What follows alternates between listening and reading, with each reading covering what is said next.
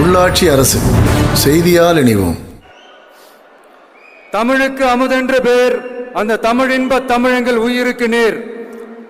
இன்னைக்கு தமிழ்நாடு இருக்கிற சூழல்ல நாம் ஒரு புதிய வரலாற்றை படைப்பதற்கு தயாராக வேண்டிய அவசியத்தை நீங்க எல்லாருமே நல்லா புரிஞ்சு வச்சிட்டு இருப்பீங்கன்னு நான் நம்புறேன்.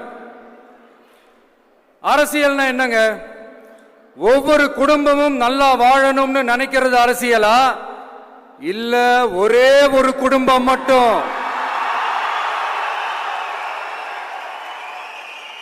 தமிழ்நாட்டை சொரண்டி நல்லா வாழணும்னு நினைக்கிறது அரசியலா? நீங்களே சொல்லுங்க, எது அரசியல்? எல்லாருக்கும் நல்லது நடக்கிறது தானே அரசியல். அதுதான் நம்ம அரசியலும். காட்சிக்கு திராவிடம், ஆட்சிக்கு திராவிட மாடல்னு தினம் தினம் மக்கள் பிரச்சனைகளை மடைமாற்றி மக்கள் விரோத ஆட்சியை மன்னராட்சி போன்று நடத்துற இவங்க நமக்கு எதிராக இவங்க பண்ற செயல்கள் ஒன்னா ரெண்டாங்க. மாநாட்டில் ஆரம்பிச்சதுங்க. மாநாட்டில் ஆரம்பிச்சு அதுக்கப்புறமா நான் கலந்துக்கிட்ட அந்த புத்தக வெளியீட்டு விழா, நான் பறந்துரு போன அன்னைக்கு நம்மளுடைய 2ஆம் ஆண்டு துவக்க விழா அன்னைக்கெல்லாம் சிட்டிக்குள்ள எந்த ஹாலும் எந்த கல்யாண மண்டபம் கொடுத்துடக்கூடாதுன்னு அங்க போய் மகாபலிபுரத்தில் போய் அந்த ஃபங்க்ஷனை பண்றோம்.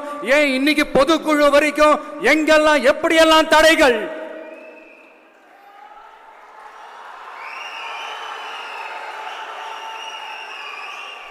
ஆனா அத்தனை தடைகளையும் தாண்டி நம்மளுடைய தோழர்கள் சந்திப்பு நிகழ்ச்சிகள், மக்கள் சந்திப்பு நிகழ்ச்சிகள் தொடர்ந்து நடந்துகிட்டு தான் இருக்கும். அது தொடர்ந்து நடக்கும்.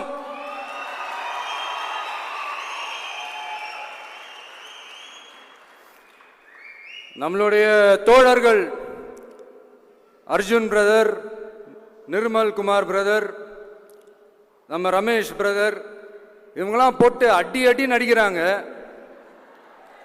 நாமளும் அதே மாதிரி அடிக்கணுமான்னு மனசுக்குள்ள ஒரு யோசனையா தான் இருக்கு.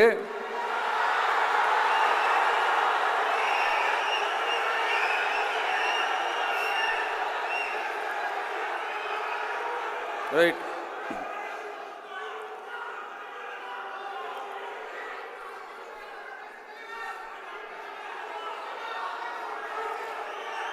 ஓகே, ரைட், புரிஞ்சிச்சு.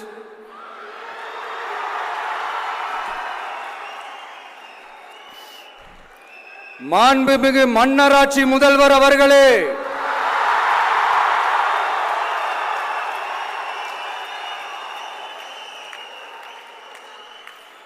மாண்புமிகு திரு முத்துவேல் கருணாநிதி ஸ்டாலின் அவர்களே,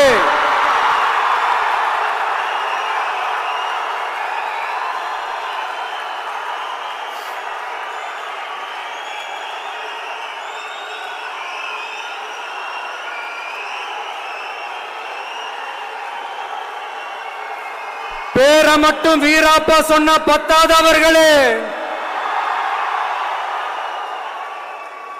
செயல்லையும் ஆட்சியிலையும் அதை காட்டணும் அவர்களே. ஒன்றியத்தில் பாஜக ஆட்சியை ஒரு பாசிச ஆட்சின்னு அடிக்கடி அறைகூவல் விடுத்துவிட்டு இங்க நீங்க பண்ற ஆட்சி மட்டும் என்னவா? அதுக்கு கொஞ்சம் கூட குறைவில்லாத அதே பாசிச ஆட்சி தானே.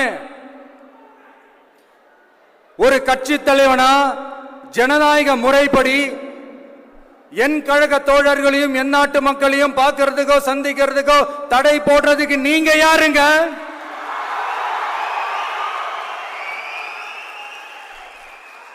தடையை மீறிய மக்களை பார்க்கணும்னு முடிவு பண்ணிட்டா போயே தீருவேன். சட்டத்தை மதிக்கணும்ன்ற ஒரே காரணத்துக்காக தான் அமைதியா இருக்கிறேன். நேத்து வந்தவெல்லாம் முதலமைச்சர் ஆகணும்னு கனவு காண்றான்னு சொல்றீங்க. அது நடக்கவே நடக்காதுன்னு சொல்றீங்க. அப்படியேங்க எந்த கட்சிக்கும் இல்லாத நெருக்கடியை தமிழக வெற்றி கழகத்துக்கு மட்டும் போட்டுக்கிட்டே இருக்கிறீங்க.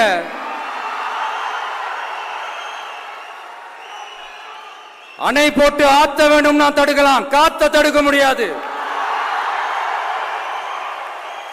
அதையும் மீறி தடுக்கணும்னு நினைச்சீங்கன்னா சாதாரணமா இருக்கிற காத்து சூறாவளியா மாறும். ஏன் சக்தி மிக்க புயலா கூட மாறும். எனது அருமை தமிழக வெற்றி கழக தோழர்களே, நான் மாநாட்டில் ஒரு விஷயத்தை ரொம்ப வலியுறுத்தி சொன்னேன். அதே தான் இங்க நான் திரும்பவும் ரிப்பீட் பண்றேன். இந்த மண் பிளவுவாத சக்திகளுக்கு எதிரான மண், சகோதரத்துவ மண், சமய நல்லிணக்கத்தை பேணும் சமூக நீதிக்கான மண். இதை நம்ம பாதுகாத்தே தீரணும். உங்க எல்லாரையும் வேண்டி வேண்டி கேட்டுக்கிறேன். தமிழ்நாட்டிலிருந்து பல பகுதிகளில் இருந்து வர செய்திகள்லாம் கேட்கும் போது மன உளைச்சலையும் மன வேதனையும் தரதாகவே இருக்கு. சட்டம் ஒழுங்குன்னு ஒன்று இருக்கிறதாவே தெரியல. அதுக்கெல்லாம் இந்த கரப்ஷன் கபடதாரிகள் கவர்மெண்ட் தான் காரணம். இந்த நிலைமை மாறணும். அதுக்கு இருக்கிற ஒரே வழி, இங்க உண்மையான மக்களாட்சி மலரணும். அது வரணும்னா இவங்கள மாத்தணும்.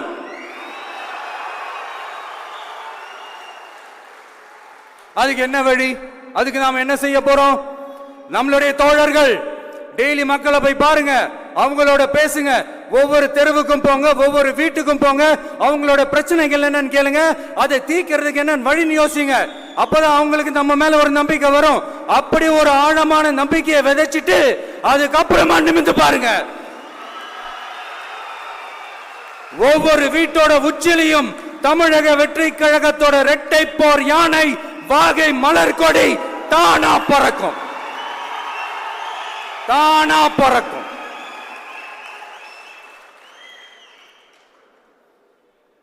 மாண்புமிகு மன்னராட்சி முதல்வர் அவர்களே, உங்க ஆட்சியை பத்தி கேள்வி கேட்டா மட்டும் ஏன் சார் உங்களுக்கு இவ்வளவு கோபம் வருது? நீங்க ஒழுங்கா ஆட்சி நடத்திருந்தீங்கன்னா பெண்கள் பாதுகாப்பு ஒழுங்கா இருந்திருக்கும், சட்டம் ஒழுங்கு சரியா இருந்திருக்கும்.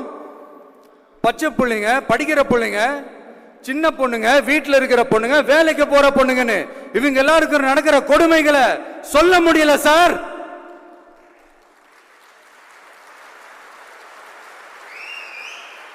இதுல வேற உங்களை அப்பான்னு வேற கூப்பிடுறாங்கன்னு சொல்றீங்க.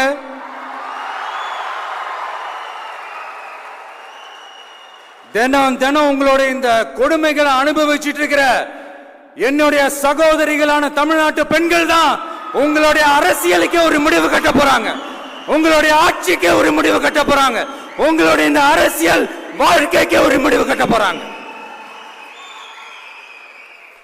சரி, பெண்களோட லைஃப் தான் இப்படி போராட்டமா இருக்குன்னு பார்த்தா இங்க எத்தனை போராட்டங்கள்?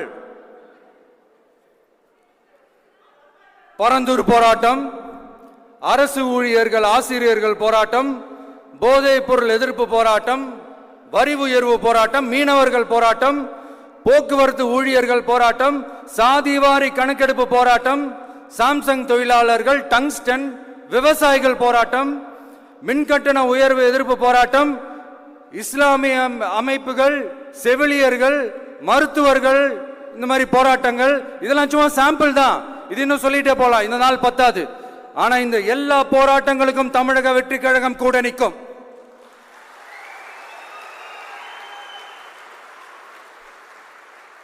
இங்க நீங்க தான் இப்படின்னா அங்க அவங்க யாரு?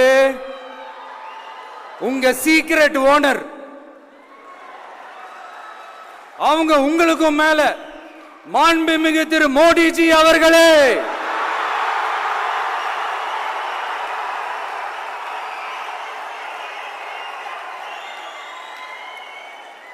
என்னமோ உங்க பேரெல்லாம் சொல்றதுக்கு எங்களுக்கு ஏதோ ஒரு பெரிய பயம் மாதிரியும் அப்படி ஒரு விஷயத்த சொல்லிடுறது. பேரை சொல்லணும், பேரை சொல்லணும், பேரை நான் ஒரு படத்துல சொல்லுவேனே, லியோவை பார்க்கணும், லியோவை பார்க்கணும், லியோவை பார்க்கணும்.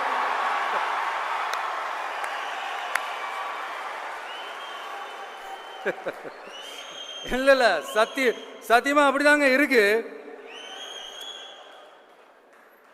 சென்டர்ல ஆள்றவங்கன்னு சொல்றோம். சென்டர்ல யார் ஆள்றா? காங்கிரஸா? இங்க ஸ்டேட்ல ஆள்றவங்கன்னு பேசுறோம். இங்க யார் ஆள்றா? அதிமுகவா?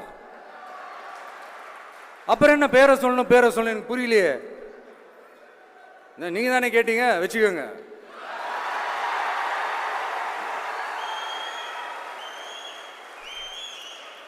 ஓட்டுக்காக காங்கிரஸ் கூட தேர்தல் கூட்டணி, கொள்ளையடிக்கிறதுக்காக உங்களோட, அதாவது பாஜகவோட மறைமுக அரசியல் கூட்டணி. இப்படி உங்க பேரை சொல்லியே மக்களை ஏமாத்துறதும், உங்க பேரை சொல்லியே மக்களை பயமுறுத்துறதும் இப்படி இந்த கரப்ஷன் கபடதாரிகளுக்கு மறைமுகமாக உதவும் உங்க அரசுக்கு ஏஞ்சி தமிழ்நாடு தமிழர்கள்னாலே அலர்ஜி?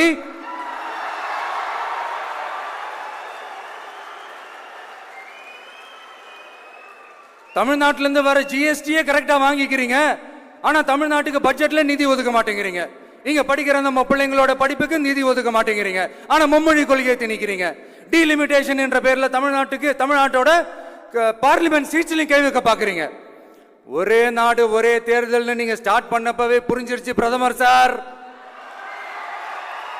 உங்க பிளான் என்னன்னு, எங்கெல்லாம் எப்படியெல்லாம் எந்த திசைகள் எல்லாம் இந்த நாட்டை கொண்டு போலாம்னு. சார் உங்ககிட்ட நாங்க சொல்லிக்கிறதெல்லாம் தமிழ்நாட்டை கொஞ்சம் கேர்ஃபுல்லா ஹேண்டில் பண்ணுங்க சார்.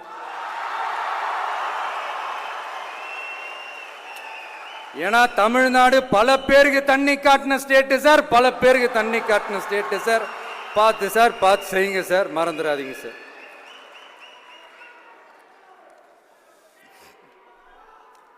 தமிழ்நாட்டு மக்களுக்கு இன்னைக்கு இந்த பொதுக்குழு வழியா ஒரு உத்தரவாதத்தை நாம கொடுக்க போறோம்.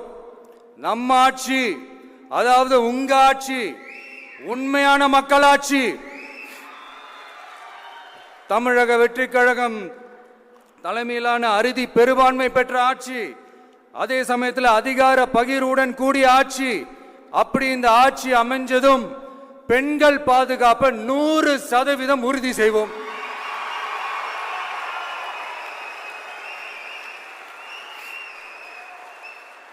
சட்டம் ஒழுங்கு ரொம்ப முறையா ஸ்ட்ரிக்டா வச்சிருப்போம். கல்வி, சுகாதாரம், மருத்துவம்னு அத்தனையிலையும் ரொம்பவே கவனம் செலுத்துவோம். அதுவும் எல்லாருக்கும் ஈஸியா ஈக்குவலா கிடைக்கிற மாதிரி செய்யறது தான் நம்ம டார்கெட்.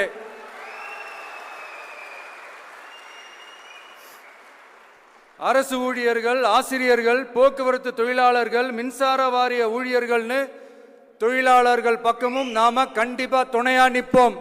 ஏன்னா நாம எப்பவுமே உழைக்கிறவங்க பக்கம்தான்.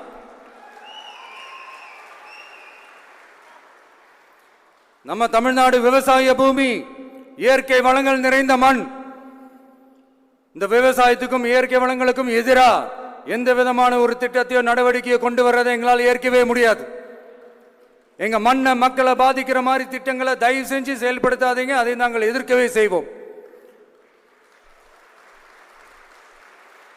தமிழ்நாட்டை எல்லா வகையிலும் பாதுகாக்க வேண்டியது எங்களுடைய உரிமை, கடமை, கொள்கை எல்லாமே. The fundamental strength of politics is uncompromising principles and ideologies. Periyar's social justice, Kamaraj's honest administration, Ambedkar's equal justice and equal opportunity, Velu Nachiyar's social inclusivity and communal harmony, Anjali Amal's fighting for water resources were the reasons for choosing them as our party's ideologues and policy leaders.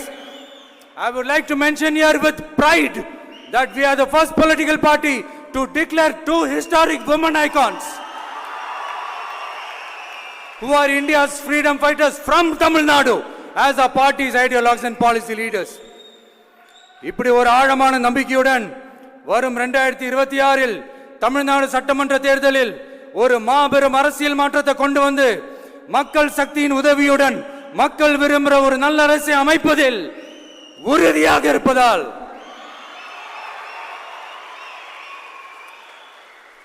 அதை தடுக்கிறதுக்குன்னு சில பேர் பகல் கனவு காண்பார்கள் இல்லையா? அவங்க எல்லாருக்குமே சொல்லிக்கிறது ஒண்ணுதான்.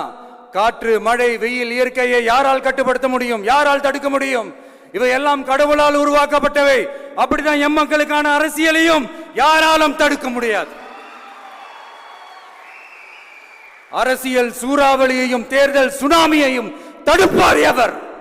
அப்படிதான் எம் மக்களுக்கான அரசியலையும் அந்த வெற்றியையும் யாராலும் தடுக்க முடியாது.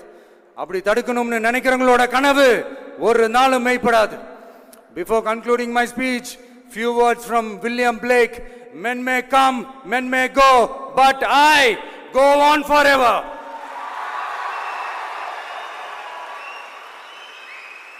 ஞானம் கருதினும் கைகூடும், காலம் கருதி இடத்தார் செய்யின்.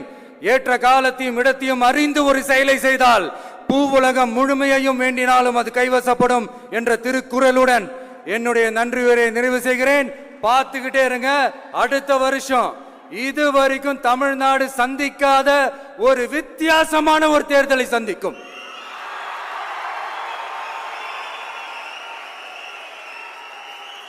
ரெண்டே ரெண்டு பேருக்கு நடுவுல தான் போட்டியே. ஒன்னு டிவிகே, இன்னொன்னு டிஎம்கே.